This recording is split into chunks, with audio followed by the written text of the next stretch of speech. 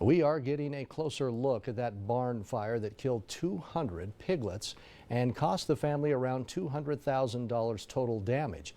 Eyewitness News 3 reporter Rachel Fabi spoke with the family as they talk about the support they have received from the community. Some were breeding animals and some were young, like piglets, that were going to be sold for shows this year. A large source of the Romwell's family income came from these pigs, but Rosalind says these animals were raised as part of the family. I think it's basically the equivalent to somebody losing whatever career they had for the last 10 or 12 years.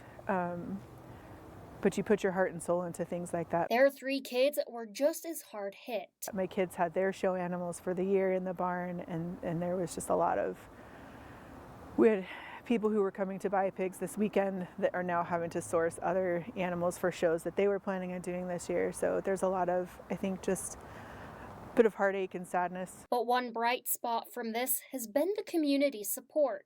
Kind of this overwhelming response from the community that is just fantastic. People who are so supportive, people we know and love, people we don't know. So far, a GoFundMe and an online auction on Facebook have been set up.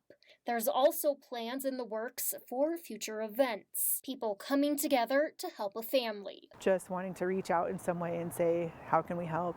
Can we bring you dinner? Can we help you rebuild? Can we do any of that? So that's been an incredible experience for sure. And there's hope for the future. We would love to get back into being able to provide these animals for people who want to show and that kind of stuff, but we're just unsure right now what that's going to look like. In Idaho Falls, I'm Rachel Fabi.